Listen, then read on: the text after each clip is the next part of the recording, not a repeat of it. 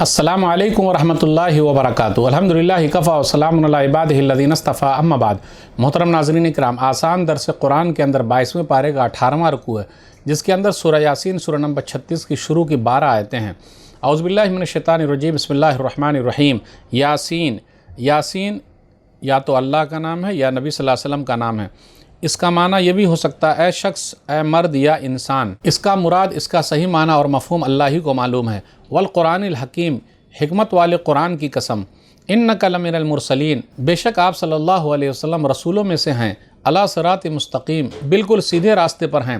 तंजील अल अज़ीज़ रहीम, यह कुरान सब पर गालिब यानी बड़ा ज़बरदस्त, बहुत रहम वाले अल्लाह की तरफ से उतारा गया है। लितुनज़िरा कौमम मा उनज़िरा आबाउहुम फ़हुम गाफ़िलून, ताकि आप सल्लल्लाहु अलैहि वसल्लम उन लोगों को डराएं जिनके बाप दादों को डराया नहीं गया था, इसलिए वो लोग गफलत में पड़े हुए हैं। लक़द हक़्क़ल क़ौलु अला अक्सरिहिम फ़हुम ला युमिनून, बेशक काफिरों में से अक्सर लोगों के बारे में उनके कुफ्र पर जमे रहने की वजह से अजाब का फ़ैसला हो चुका है कि ये लोग इबलीस की बात मानने की वजह से जहन्नम में जाने वाले हैं, इसलिए ये लोग ईमान नहीं लाएंगे। इन्ना जअलना फ़ी अनाक़िहिम अग़लालन फ़हिय अलल अज़क़ान फ़हुम मुक़महून, हमने उन काफिरों की गर्दनों में तौक डाल दिए हैं जो उनकी ठोड़ियों तक पहुँच गए हैं, जिसकी वजह से वो ऊपर की तरफ सर उठाए ही रहते हैं। वजअलना मिन बैन अयदीहिम सद्दन व मिन खल्फ़िहिम सद्दा फ़अग़शयनाहुम फ़हुम ला युबसिरून, और हमने एक दीवार उन काफिरों के आगे और एक दीवार उनके पीछे खड़ी कर दी है, और इस तरह हमने उन्हें हर तरफ से ढांक दिया है, इसलिए अब वो कुछ भी नहीं देख पाते हैं। वसवाउन अलैहिम अनज़रतहुम अम लम तुनज़िरहुम ला युमिनून,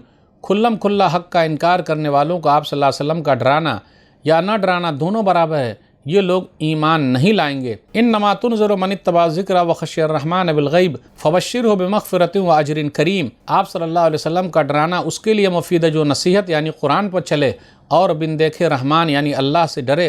तो आप ऐसे शख्स को बख्शिश, गुनाहों की माफ़ी और इज़्ज़त वाले बदले इनाम की खुशखबरी सुना दीजिए।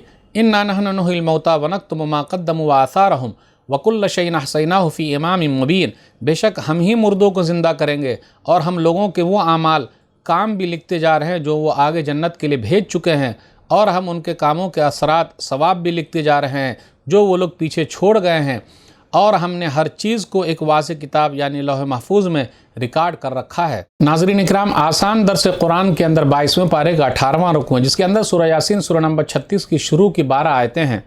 सूरह यासीन सूरह नंबर 36 नुज़ूल के एतबार से तरतीब नंबर 41 है। यासीन या तो अल्लाह का नाम है या नबी सल्लल्लाहु अलैहि वसल्लम का नाम है।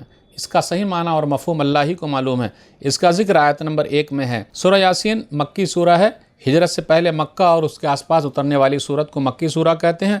इसके अंदर 83 आयतें और 5 रुकू हैं। सूरह यासीन की फ़जीलत, पहली बात, सूरह यासीन पढ़ने से रूह निकलने में आसानी होती है, ऐसी कोई हदीस नहीं है। कुरान जिंदों के लिए है। दूसरी बात, क्या सूरह यासीन कुरान का दिल है? तो सूरह यासीन कुरान का दिल नहीं है, ये गढ़ी हुई रिवायत है। हदीस बहुत मशहूर है, हदीस सही नहीं है। सुनन तिरमिज़ी किताब फ़ज़ाइल कुरान हदीस नंबर 2887 मौजू गढ़ी हुई रिवायत है। अनस रज़ियल्लाहु तआला अन्हु से मरवी है, नबी सल्लल्लाहु अलैहि वसल्लम ने फरमाया, हर चीज़ का एक दिल होता है और कुरान का दिल सूरह यासीन है, और जिसने सूरह यासीन पढ़ी तो अल्लाह उसके लिए उसके पढ़ने के सिले में 10 मरतबा कुरान शरीफ पढ़ने का सवाब लिखेगा। लेकिन ये गढ़ी हुई हदीस है। सूरह यासीन का खुलासा, सूरह यासीन का समराइज, सूरह यासीन के शुरू में कुरान और साहिब कुरान यानी नबी सल्लल्लाहु अलैहि वसल्लम के बारे में है। फिर उसके बाद है कि अक्सर लोग ईमान वाले नहीं हैं। फिर हर चीज़ लौह महफूज में है, हर चीज़ लौह महफूज में मौजूद है। एक गाँव इंताकिया का वाक़या जहाँ लगातार 3 रसूल आए, और उसके बाद हबीब नज्जार नेक आदमी का जिक्र जिसने अपनी कौम को समझाया। 23वें पारे के शुरू में भी उसी नेक आदमी की तकरीर है। फिर इसी तरह लोगों के लिए मुर्दा ज़मीन में एक निशानी है, सूर फूंका जाएगा, उसका जिक्र है। नबी सल्लल्लाहु अलैहि वसल्लम शायर नहीं हैं। फिर इसी तरह ये कहा जा रहा है कि क़यामत के दिन इनकार करने वाले कहते हैं कि मिट्टी में मिल जाएंगे तो दोबारा उठाए जाएंगे, तो वही दोबारा उठाएगा जिसने पहली मरतबा पैदा किया है।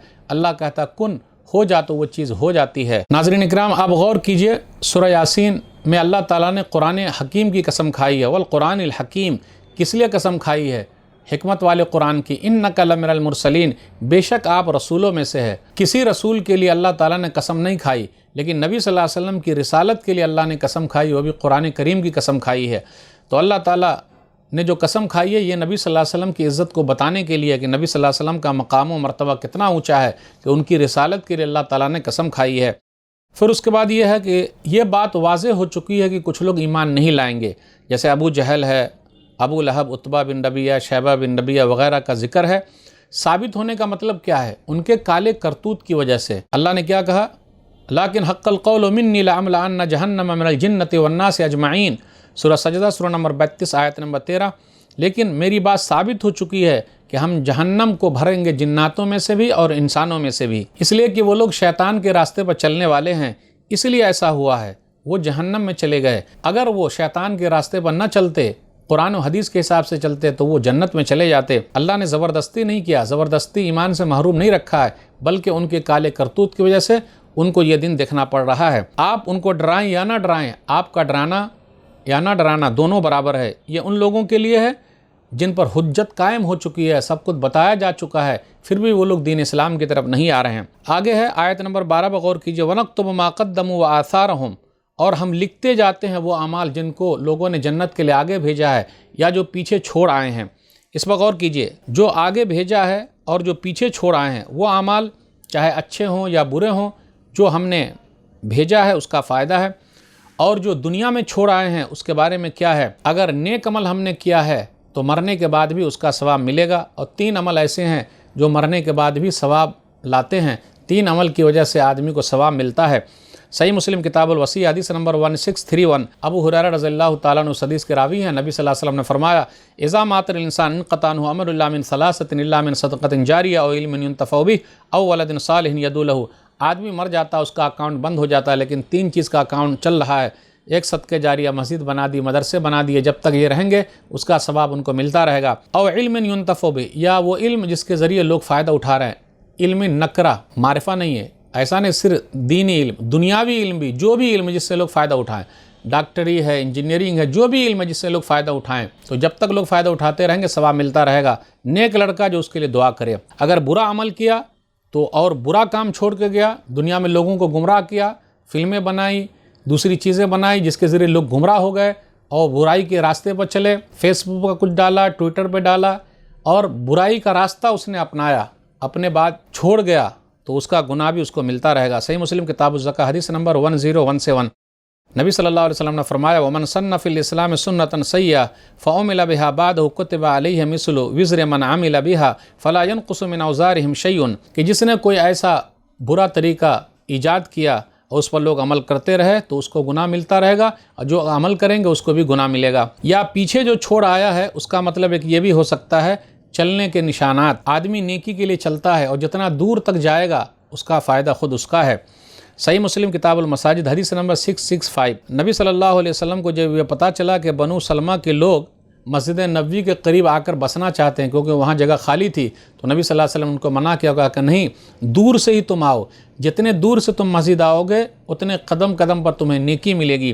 تو نبی صلی اللہ علیہ وسلم نے کہا یا بنی سلمہ دیارکم تکتب آثارکم، دیارکم تکتب آثارکم، بنو سلمہ دیکھو تمہارے گھر دور ہیں، وہیں رہو، لیکن وہاں سے تم چل کر آؤ گے تو وہ نیکیاں لکھی جائے گی، جتنے قدم چل کے آؤ گے نیکیاں لکھی جائے گی۔ اس کا مطلب یہ بھی ہو سکتا ہے کہ آدمی جو نیکیاں کر رہا ہے، جتنے راستے پر جا رہا ہے، چل رہا ہے، اس کا فائدہ، اگر برائی کرے گا تو جہاں جہاں چل کے جائے گا اس کا نقصان ہے۔